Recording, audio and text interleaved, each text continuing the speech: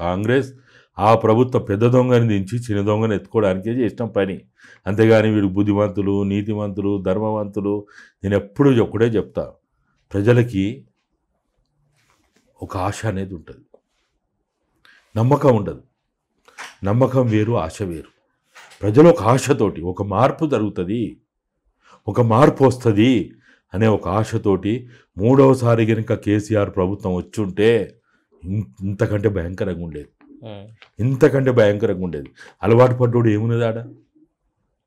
కాబట్టి ఇప్పుడు మనం ఈ రేవంత్ రెడ్లు, లేకపోతే కేసీఆర్లు, లేకపోతే చంద్రబాబులు, లేకపోతే గత ముఖ్యమంత్రులు ఎవ్వరు కూడా, నా ఉద్దేశం ఒక్కటే, వీళ్ళెవ్వరు కూడా నిజామును మించిన వాళ్ళు అయితే కాదు. నిజామునే గడగడలాడించిన గడ్డ ఇది. ఈ గడ్డ చరిత్ర తెలియక ఈ ముఖ్యమంత్రులకి వీళ్ళేదో ఆయారాం గయారాం లెక్కున్నారు, కానీ వీళ్ళకి ఏం తెలుసు తెలంగాణ చరిత్ర? ఏమన్నా చదువుకున్నారా? చూస్తలేవా? జరుగుతున్న దాంట్లోనే మోతీలాల్ నాయక్ ఏందో తెలియదు, లేకపోతే అశోక్ నిరాదీక్షలు చేసిన వాళ్ళు ఎవరో ఏందో తెలియదు. సిగ్గు లేకుండా మాట్లాడుతుంటే మిస్ఇన్ఫర్మేషన్ తోటి ఎందుకు ఆయనకు మిస్గైడెన్స్ ఇస్తున్నారు, లేకపోతే ఆయన తెలిసి మాట్లాడుతూ ఉన్నాడు అనుకోవచ్చా, తెలియకుండా మాట్లాడుతున్నాడు అనుకోవచ్చు సార్? అవును, ఆయనకి ఎవడో వచ్చి ఇంటెలిజెన్స్ వాళ్ళ వీళ్ళో చెప్పారు అనుకో. ముఖ్యమంత్రి మీ బాధ్యత ఏంటిది?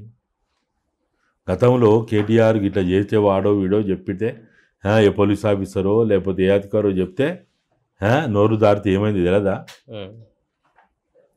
నోరు జారిన తర్వాత మళ్ళీ వెనక్కి తీసుకోవడం అంత సాధ్యమైందా? ఒకసారి 4 సార్లు చెక్ చేసుకో, లేకపోతే ఆ పనికి వాళ్ళు ఉన్నారనుకుంటే వాళ్ళని తీసే ఇంకేమైనా పెట్టుకో, లేకపోతే మాలాంటి వాళ్ళని అడుగు, మేము చెప్తాం కదా. మాకు ఏ జీతాలు వద్దు, మాకు ఏ కార్లు వద్దు, మాలాంటి వాళ్ళని అడగరాదు, మేము చెప్తాం కదా. మేము తెలంగాణ కోసం, ప్రజా తెలంగాణ కోసం, అమరవీరుల ఆశయ సాధన కోసం, ఉద్యమ ఆకాంక్షలు నెరవేర్చడం కోసం మేము ఏ ప్రభుత్వానికైనా మేము ఉచితంగా పనిచేయడానికి మేము సిద్ధమని చెప్తున్నాం కదా.